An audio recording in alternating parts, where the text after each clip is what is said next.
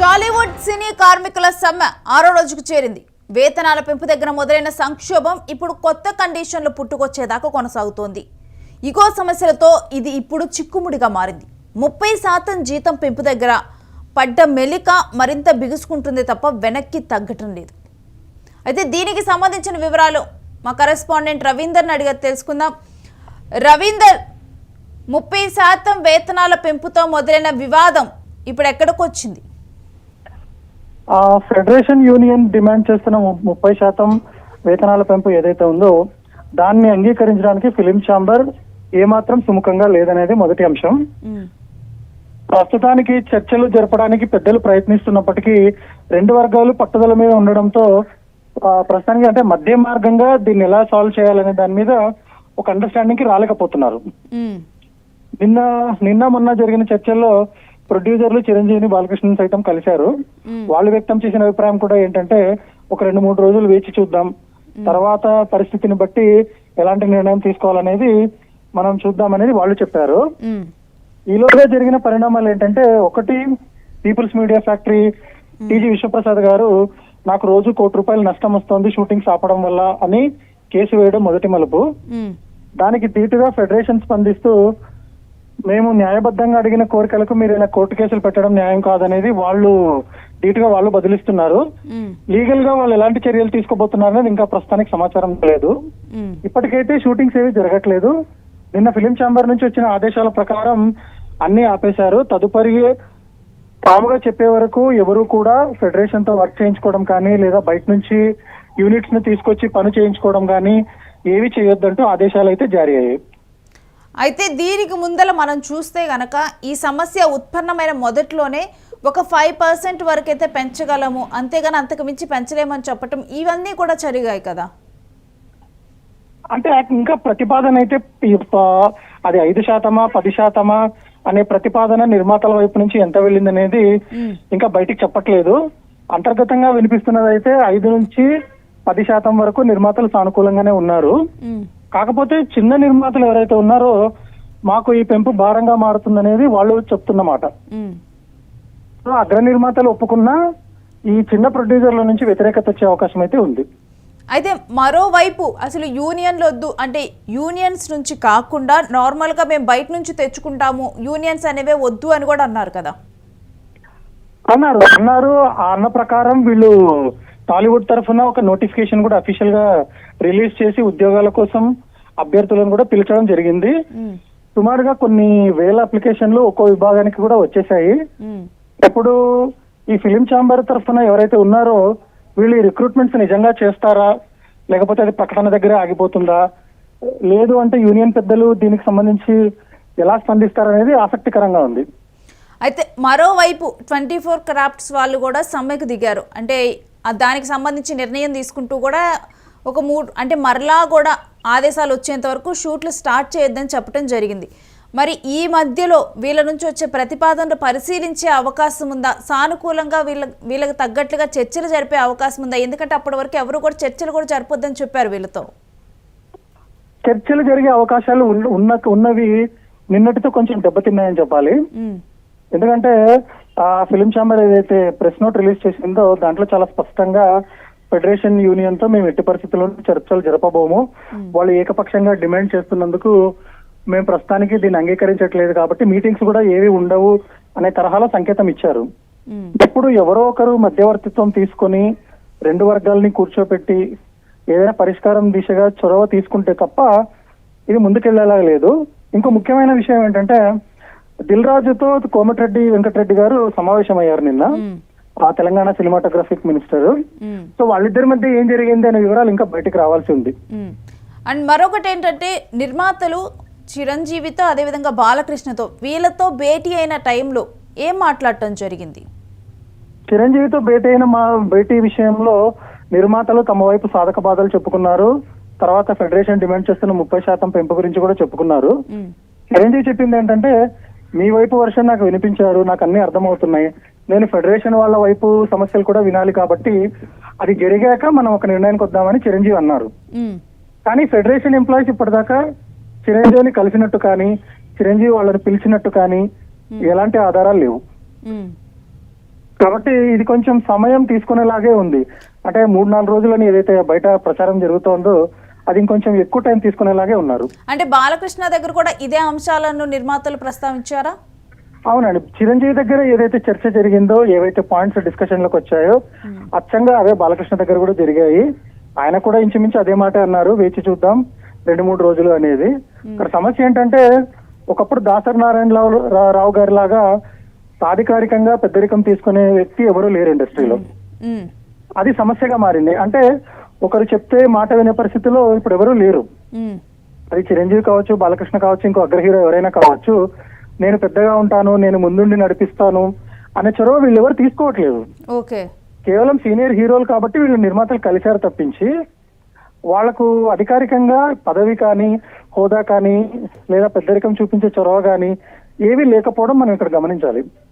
అంటే ఎవరు కూడా అంటే చెప్పినా కానీ వినేవాళ్ళు లేరని చెప్పి వీళ్ళు పెద్దరికం తీసుకోవటం లేదా, లేకపోతే సినీ ఇండస్ట్రీలో వివాదాలు ఇవన్నీ కూడా ఎందుకు అని చెప్పి వీరే పక్కన ఉంచుతున్నారు? ఎందుకంటే మనం ఇప్పుడు చూస్తే చిరంజీవిని చూసినా, బాలకృష్ణని చూసినా కానీ ఇప్పుడు బాలకృష్ణ ఆల్రెడీ పాలిటిక్స్లో ఆయన కంటిన్యూ అవుతూ ఉన్నారు. చిరంజీవి ఒకసారి ప్రజారాజ్యం పెట్టి కూడా ఆయన బయటకు వచ్చిన సందర్భాన్ని మనం చూసాం.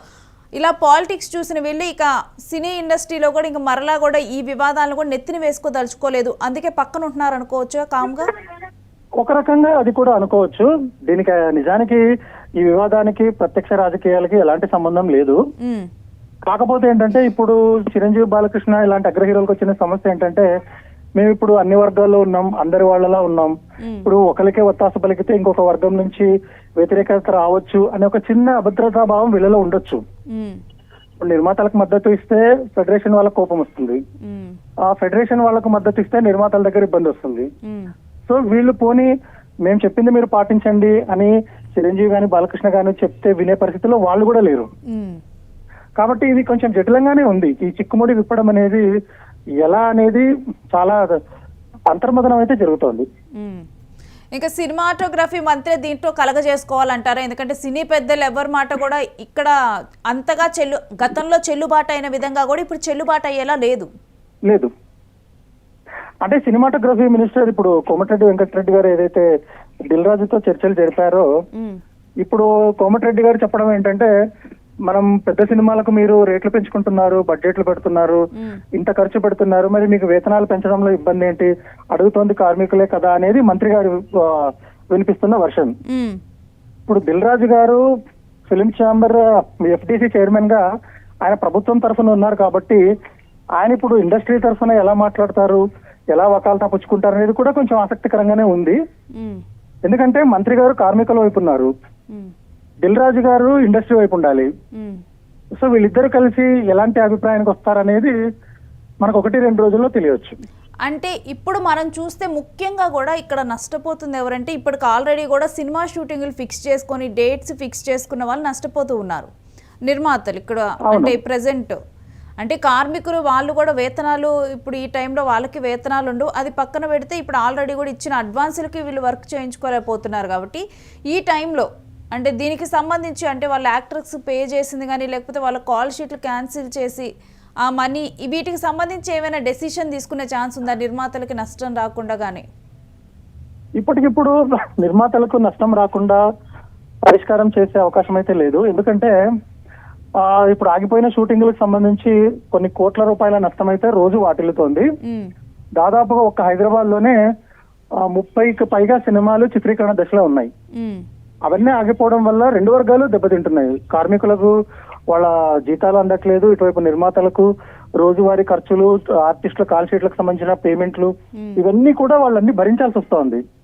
దీనివల్ల ఇద్దరు నష్టపోవడమే జరుగుతోంది. కానీ ఆ పరిష్కారం అయితే ఎలా చేయాలనే దాని మీద ఫెడరేషన్ పెద్దలు, ఫిలిం ఛాంబర్ పెద్దలు, ఆ తర్వాత కార్మిక సంఘాలు ఇవన్నీ కూడా వాళ్ళ మార్గాల్లో ట్రై చేస్తా ఉన్నారు. కాకపోతే ఏంటంటే చొరవ తీసుకునే వ్యక్తి, చొరవ తీసుకునే ఒక పెద్ద మనిషి మధ్యలో ఎవరు అవుతారనేది మనం వేచి చూడాలి. ఇప్పుడు ప్రస్తుతానికైతే కోమటిరెడ్డి వెంకటరెడ్డి గారు చొరవ తీసుకున్నారు. మరి దిల్ రాజు గారితో ఆయన చర్చలు సఫలమయ్యి ఫెడరేషన్ నాయకుల్ని పిలిపించి 10%, 15% ఏదైనా ప్రతిపాదన పెడతారేమో అనేది చూడాలి. అయితే మరొక అంశం ఏంటంటే రవీంద్ర, ఇప్పుడు మనం చూస్తే పెద్ద పెద్ద మూవీస్ అన్నీ కూడా రిలీజ్కి సిద్ధంగా ఉన్నాయి సెప్టెంబర్ 5th. అయితే ఈ ఎఫెక్ట్ ఓన్లీ ఇప్పుడు చిత్రీకరణ దశలో ఉన్న వాటి మీదే పడుతుందా, లేకపోతే ఎడిటింగ్ ఈ ఫేజ్లో ఉన్న వాటి మీద కూడా పడుతుందా? ఎందుకంటే 24 క్రాఫ్ట్స్కి సంబంధించిన వాళ్ళు ఇప్పుడు ఈ సమ్మెకు పూనుకున్నారు కదా. అవును, ఇది అన్ని సినిమాల మీద పడుతుందండి. ఎందుకంటే షూటింగ్ దశలో ఉన్నవి, షూటింగ్ అయిపోయినవి కూడా మనకు పోస్ట్ ప్రొడక్షన్ కి సంబంధించి 24 క్రాఫ్ట్స్ లో చాలా డిపార్ట్మెంట్స్ ఇన్వాల్వ్మెంట్ ఉంటుంది. ఇప్పుడు ఎడిటింగ్ కావచ్చు, తర్వాత విఎఫ్ఎక్స్ కి సంబంధించి కావచ్చు, ఇంకా ఇతర నిర్మాణాంతర కార్యక్రమాలకు సంబంధించి కావచ్చు, ప్రతిదీ ఆగిపోయింది. కాబట్టి సెప్టెంబర్ మొదటి వారము, రెండో వారం ఏవైతే రిలీజులు షెడ్యూల్ అయ్యాయో అవి ఖచ్చితంగా ఎఫెక్ట్ అయ్యే ఛాన్సెస్ అయితే ఉన్నాయి. పోస్ట్ ప్రొడక్షన్ లో ఉన్న సినిమాలు కూడా కొన్ని ఆగిపోయినాయని సమాచారం ఉంది. అయితే ఈ వివాదం అంటే ఒక కొలిక్కి రావాలి అంటే ఇంకెన్ని రోజులు పడుతుంది అని మనం ఎక్స్పెక్ట్ చేయొచ్చు? ఈ వివాదాన్ని కొలిక్కి తేవడానికి పరిశ్రమ పెద్దలైతే 3-4 రోజుల్లో తేవాలని చూస్తున్నారు. సోమవారం లేదా మంగళవారానికి ఏదో ఒక కొలిక్కి తేవాలని చూస్తున్నారు. కాకపోతే మొండి పట్టు అనేది రెండు వైపులా ఉంది కాబట్టి నిజంగా మంగళవారం బుధవారం లోపల అవుతుందా, ఇంకొంత సమయం పడుతుందా అనేది ఇప్పటికిప్పుడు చెప్పలేం. Right, thanks for the details Ravindra. So cine ఇండస్ట్రీలో గత కొద్ది రోజులుగా కూడా వివాదం కొనసాగుతుంది. అయితే ఈ మధ్యలోనే ఒక సంచలన నిర్ణయం వచ్చింది. అంటే మరలా కూడా ఫిలిం ఛాంబర్ చెప్పేంత వరకు కూడా ఎవరూ తిరిగి షూట్స్ ప్రారంభించవద్దు, ఇప్పుడు షూట్స్ అన్నీ కూడా ఆపేయండి అని చెప్పి. ఎందుకంటే 24 క్రాఫ్ట్స్కి సంబంధించిన వాళ్ళు సమ్మకి దిగారు. వాళ్ళు కూడా మా వేతనాలు 30% పెంచాల్సిందే అన్న పట్టులో ఉన్నారు. మరోవైపు నిర్మాతలు మేము కూడా నష్టపోతున్నాము అని చెప్పి కూడా వాళ్ళందరూ కూడా చెప్పడము జరిగింది. అంటే మాకు సంబంధించిన సాధక బాధలు మాకు ఉన్నాయి, అంత పెంచడం మాకు కుదరదు, 5%, 10% వరకైతే ఓకే అన్నట్లుగా కూడా నిర్మాతలు ఉన్నారు. లేదు 30% పెంచాలి అని కూడా ఇప్పుడు 24 క్రాఫ్ట్స్కి సంబంధించిన వాళ్ళు మాట్లాడుతూ ఉన్నారు. వీటన్నిటి నేపథ్యంలో ఇలా సంచలన నిర్ణయం ఒకటి రావటం, దీని మధ్యలో కూడా మంత్రి కోమటిరెడ్డి వెంకటరెడ్డి కూడా తాను కూడా మధ్యలో స్పందిస్తూ మీరు హీరోలకి వేతనాలు ఇచ్చేటప్పుడు కార్మికుల విషయంలో ఎందుకు వేతనాలు పెంచరు అని కూడా ఆయన చొరవ తీసుకోవడం జరిగింది. అయితే మరొకటి ఈ వివాదం మొత్తంలో కూడా ఎక్కువగా వినిపిస్తుంది ఏంటంటే ఇండస్ట్రీకి ఒక పెద్ద లేరు, ఒక దిశానిర్దేశం ఎవరి మాట అయినా చెబితే గతంలో దాసరి ఉన్నట్లుగా ఇప్పుడు ఎవరు అలాంటి వ్యక్తి ఇప్పుడు ఇండస్ట్రీలో ఎవరూ లేరు. ఎవరు కూడా ముందుకు వచ్చి చొరవ తీసుకునేందుకు ఇప్పుడు సిద్ధంగా లేరు. అది కూడా ఒక పెద్ద లేకపోవడం కూడా దీనికి ఒక కారణం అవుతుంది. చర్చలకి ఇంత లేట్ అవ్వటానికి కూడా అదొక కారణం అవుతుంది. మరోవైపు ఇప్పుడు ఇదే విషయం మీద టీజీ విశ్వప్రసాద్ తనకి ఆల్రెడీ షూట్స్ ఆగిపోయి కోట్లలో నష్టం జరుగుతుందని తను లీగల్గా అప్రోచ్ అవ్వటం వల్ల ఇప్పుడు ఇది లీగల్గా కూడా దీంట్లో ఒక మలుపు తిరిగింది. సో ఈ విధంగా కూడా మలుపులు తిరుగుతూ చర్చలు జరగకుండానైతే ఈ వివాదం ముందుకు సాగుతుంది. అయితే దీనికి డెఫినెట్గా కూడా ఇక 2-3 రోజుల్లో ఒక కొలిక్కి రావచ్చు అని అందరూ ఆశాభావం అయితే వ్యక్తం చేస్తూ ఉన్నారు.